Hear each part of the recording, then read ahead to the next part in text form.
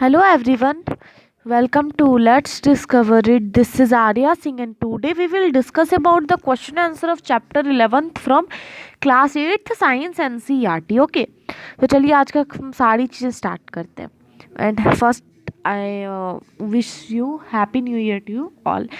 और जैसा कि आप सब जान रहे हैं कि कोरोना का फ्लो बहुत ही ज़्यादा बढ़ चुका है, तो आपको स्टे होम स्टे सेफ रहना ही होगा। चलिए इसी अच्छी बात से हम स्टार्ट करते हैं। क्वेश्चन नंबर 1 जो कह रहा है कि आपको दो सिचुएशन का एग्जाम्पल देना है जिसमें आप पुश और पुल कर रहे हो कोई भी चीज़ों को और स्टेट ऑफ मोशन हो, वहाँ पे ऑब्जेक्ट का जिक्र हो।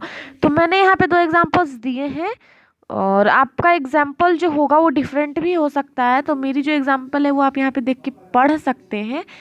अगर आपका डिफरेंट होगा तो इसका मतलब ये नहीं है कि आपका आंसर गलत हो जाएगा, तो आपको अच्छे से इस चीज़ को समझ लेना है। चलिए क्वेश्चन नंबर 2 कह रहा है give two example of situation in which applied force cause the change in the shape of an object.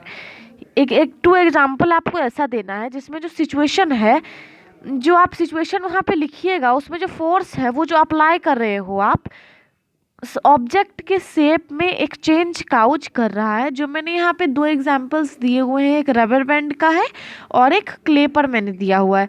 तो आपके एग्जांपल्स डिफरेंट भी हो सकते हैं पर वो रॉन्ग नहीं हो सकते। ओके तो अब हम यहाँ से स्टार्ट करते हैं। तो फिल इन द ब्लैंक्स में to draw water from well we have to dash at the rope, we have to pull at the rope, a charged body attract an uncharged body. This is related to electrostatic force. To move a loaded trolley we have to push it. The north pole of a magnet repel the north pole of another magnet. Okay, so question number 4 is an archer. देखिए यहाँ पे जो है मैं theoretically आपको समझा देती हूँ, क्योंकि जो आर्कर है वो स्ट्रेच करता है बो को अपने एम को टारगेट करने के लिए, फिर वो अपने एरो को अपने हाथों से छोड़ देता है जहाँ पे उसे अपने फिंगर्स की गैप से उसे छोड़ देता है जहाँ तक उसे जाना होता है, फिर वो चली जाती है। तो यहाँ पे जो उसने बो को स्ट्रेच किया, वो जो आर्क था, वो जो अप्लाइड फोर्स है उस पर आप एक काम करिए, यहाँ पे आप वीडियो को पॉज कर लें कृपया, और यहाँ पे जो ऑप्शंस दिए गए हैं इस बेस पर आप इस क्वेश्चंस को खुद से सॉल्व ज़रूर करें, क्योंकि आप जानते ही हैं कि इससे प्रैक्टिस भी होगी आपकी और ये सबसे इम्पॉर्टेंट क्वेश्चन है पूरे चैप्टर का। ऐसे में अभी आपका आंसर्स बता रही हूँ ओनली कि ए का आपका शेप आएगा, सेकंड का मस्क्यूलर, थर्ड का कॉन्टैक्ट और फोर्थ का ग्रेविटी और फ्रिक्शन आएगा आपका आंसर। ओके क्वेश्चन नंबर 5 कहता है इन द फॉलोइंग सिचुएशन में आपको एक ऐसे एजेंट को, चार एग्जांपल्स यहाँ दिए गए हैं, इसमें से आपको किस ऑब्जेक्ट पे कौन फोर्स लगा रहा है उसे पता करना है। तो मैंने यहाँ आंसर्स लिखे हैं कि फर्स्ट में फिंगर जो है वो फोर्स लगा रहा है लेमन पे, जो उसके शेप ऑफ में चेंज ला रहा है। फिर यहाँ पे जो finger of the person squeezing tube, जो ट्यूब था टूथपेस्ट का, उससे वहाँ पे पेस्ट को निकालने के लिए जो उसके चेंज इन शेप को मीन्स एक तरह से बढ़ावा दे रहा है।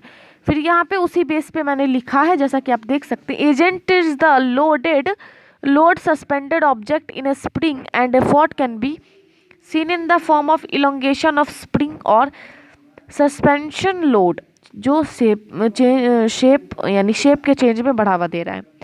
Agent in muscles of athlete's object is athletes himself and effect of the force change the state of motion of athletes. Okay, question number 6 कह रहा है कि एक ब्लैक स्मिथ अगर एक हॉट पीस ऑफ आयरन को एक टूल बनाने के लिए उसे हैमर से पूरा पीटता है तो क्या होगा, उसके शेप में चेंज आएगा ना। तो बस सिंपली आंसर है यहाँ पे कि the force due to hammering cause the change in the shape of the iron and iron can be moulded in the shape of a required tool. Okay देखिए जब हम एक इन्फ्लेटेड बलून को वाल के आगे रब करते हैं सिंथेटिक क्लॉथ से, तो वो वाल से स्टिक हो जाती है।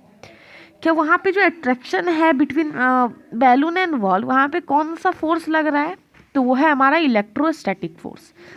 चलिए एक ऐसे फोर्स का नाम बताइए जो प्लास्टिक बकेट को, जिसमें वाटर पूरा भरा हुआ है ग्राउंड लेवल से, आप अपने हाथों से उसे उठाओगे तो वहाँ पे कौन सा जो फोर्स होता है एक्ट हो रहा होता है। तो पहला तो हमारा मस्क्यूलर फोर्स है, जो मैंने थ्योरी वीडियो में आपको सारी चीज़ें इसके बारे में बताई हैं। अगर आपने वो वीडियो नहीं देखा तो आपको देखना होगा। दूसरा फोर्स ऑफ ग्रेविटी लग रहा है, और both the force do not bring any change in a state of motion because both of them are acting in equal and opposite direction and thus they cancel each other effect। ये तो मैंने आपको बताया ही है। 9th question कह रहा है कि एक रॉकेट को हम जब अपवर्ड की ओर छोड़ते हैं तो वहाँ पे कौन कौन से फोर्स लगते हैं, वो 2 फोर्स को आपको नाम लिखना है।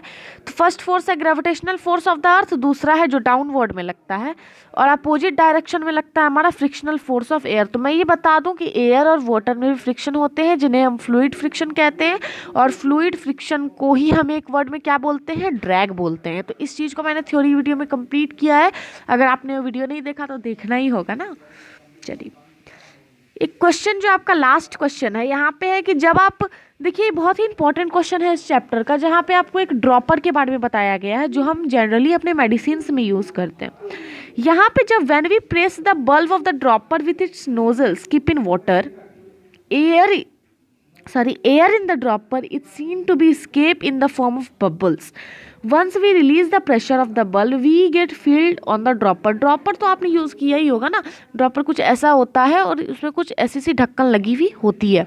ऊपर वाले पार्ट को आप प्रेस करोगे तो इसमें और छोड़ोगे तो इसमें वाटर भर जाता है, फिर इसे प्रेस करोगे तो वाटर फिर स्केप कर जाता है, उसे ड्रॉप बाय ड्रॉप आप यूज़ कर लेते हो। तो एक्चुअली जो यहाँ पे जो जो कौन सा फोर्स एक्ट हो रहा होता है, तो अब आप बोलोगे हमारे फिंगर का फोर्स है भाई, मस्क्यूलर फोर्स एक्ट हो रहा है। चलिए देखते हैं। तो मस्क्यूलर फोर्स का आप देख रहे हो ऑप्शन नहीं है, और आपको पूछा गया है कि कौन सा फोर्स लग रहा है, तो ग्रेविटी ऑफ द फोर्स तो लगेगा नहीं लगेगा। Shape of the rubber bulb, तो शेप में भी रबर बल्ब जो है वो बदल तो रहा है। देखिए, ये भी एक फोर्स की आपको बझाने के लिए, उलझाने के लिए ये क्वेश्चन दिया जा सकता है। लेकिन आप प्रेशर ऑफ वाटर के प्रेशर से ऐसा हुआ, तो ये सारी चीज़ें फोर्स से ही रिलेटेड है, लेकिन आपको फोर्स का नाम पूछा जा रहा है। तो यहाँ एक ही फोर्स है जो है एटमॉस्फेरिक प्रेशर, तो ये हो जाएगा आपका आंसर। तो इस बेस पे आपको सारी चीज़ों को आंसर कर देना है। तो आज हमने 10th क्वेश्चंस टोटल क्लियर कर लिए हैं, इस चैप्टर की सारी चीज़ें क्लियर हो चुकी हैं। अब हम अगले वीडियो में मिलते हैं एक नए वीडियो के साथ। From this side Arya Singh, thank you.